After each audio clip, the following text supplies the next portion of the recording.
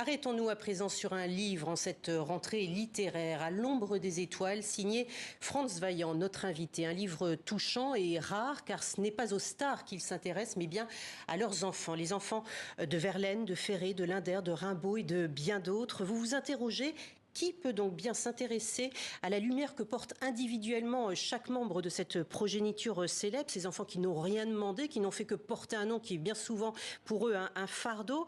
Frantz Vaillant, vous êtes journaliste et écrivain. C'est d'ailleurs le fruit d'un travail de journaliste également que vous avez mené. Comment vous est venue l'idée de faire ce travail de recherche? C'est venu d'une phrase interceptée au cours d'une soirée où une personne disait à une autre: allez, fais pas ton Georges Verlaine. Et moi, je suis arrivé, je leur ai dit: mais attendez, non, c'était Paul Verlaine, le poète. Mais non, Georges Verlaine, le raté qui était dans le métro. Et ça m'a mis la puce à l'oreille et j'ai cherché Georges Verlaine. Georges Verlaine, effectivement, était bien employé, fils de Paul Verlaine, était bien employé au métropolitain de Paris dans les années 15-20. Alors, Paul Verlaine, ça a été peut-être le premier de ces 10 portraits que vous tracez dans votre livre. Mais à quel moment vous vous êtes dit, tiens, eh bien, ce sont les enfants de ces personnes-là sur lesquels j'ai envie de m'intéresser?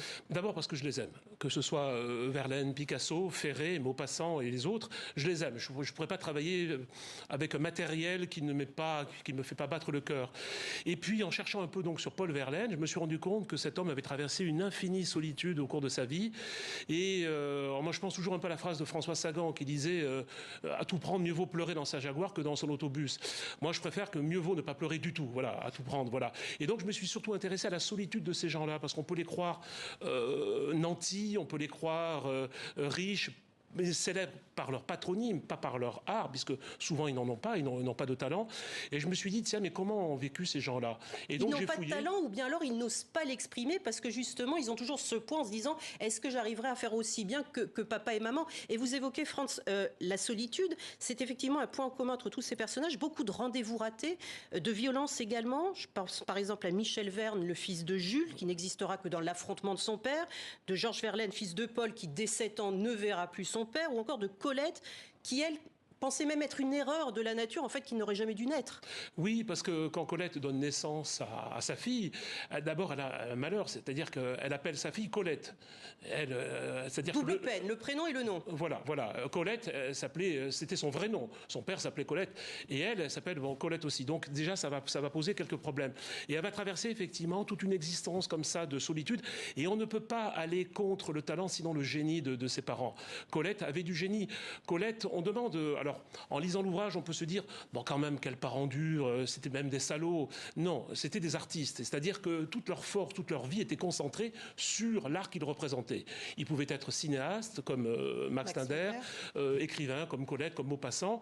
Et cette notion même d'enfant, d'adolescent, de préoccupation de l'enfance, elle est assez récente, en fait. Elle intervient en France à partir, on va dire, de la deuxième, après la Deuxième Guerre mondiale. Voilà. Non, pour des enfants de personnalités célèbres, c'est d'abord un héritier et c'est une descendance. Et si en plus la descendance peut rajouter un surcroît de lumière, on va dire, à l'artiste, pourquoi pas. Mais on ne les prend pas en compte. Alors souvent également, on découvre en fait que l'enfant en veut à son parent quand il est enfant, parce qu'il est il est avide d'amour et de témoignages d'amour qu'il ne reçoit pas. Par contre, une fois adulte, finalement, ils défendent le patrimoine et l'héritage que leur a laissé leurs parents. Il y a ces ayants droit. Colette, je crois que c'est la fille de Colette, justement, Colette de Jouvenel, qui parle, elle... non, c'est Catherine Camus, qui parle, elle, non pas d'ayant droit, mais de ayant devoir, tellement c'est lourd. Oui, d'ayant devoir, parce qu'on accepte l'héritage. Alors, elle l'a accepté avec son frère. Elle a perdu Albert Camus, son papa, quand elle avait 14 ans, je crois. Elle a accepté cet héritage, mais elle a accepté aussi tout ce qui va avec. C'est-à-dire que ce soit, bien sûr, les droits littéraires, mais les adaptations, etc., etc. Et c'est un vrai travail. C'est-à-dire que la problématique des enfants de stars, des enfants d'étoiles, on va dire, c'est qu'ils sont sans cesse sollicités, jamais pour eux, mais pour les parents qui désormais ne sont plus. Et eux, ils existent comment, finalement? Et ça, c'est un vrai problème. C'est très, très douloureux. Les enfants dans la lumière des étoiles. Votre livre, c'est À l'ombre des étoiles. Est-ce que les enfants à la lumière des étoiles, parce qu'il y a des écrivains, je pense à Alexandre Dumas,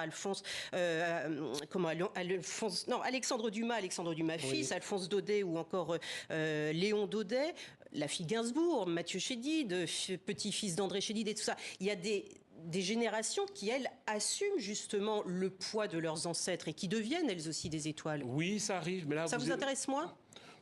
Oui, parce que la puissance médiatique aujourd'hui fait que, par les réseaux sociaux, par les télévisions, etc., la fille ou le fils d'une célébrité sera automatiquement dans la lumière, ce qui n'était pas le cas.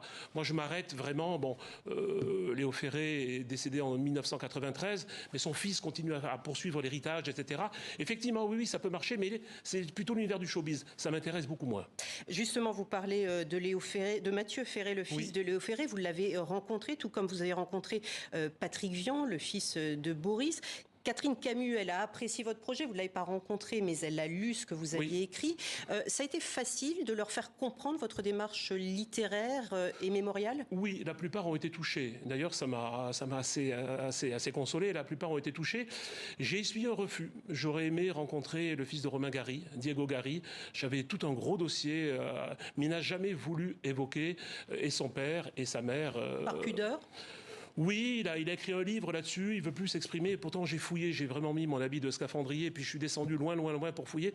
Il n'a jamais voulu évoquer ses parents, Nancy Berg et Romain Gary. J'ai pensé également faire travailler sur Colette Destouches, la fille unique de l'écrivain Céline. Et puis en fouillant, je me suis rendu compte qu'elle n'avait pas une vie qui aurait peut-être... j'avais pas assez de matière, on va dire. Voilà. Merci beaucoup, Frantz Vaillant, en tout cas, d'être passé sur notre plateau dans ce journal de TV5 Monde, À l'ombre des étoiles, aux éditions du Cerf, signé Frantz Vaillant. Merci beaucoup d'avoir été avec nous et je conseille vivement la lecture de cet ouvrage. Voilà, c'est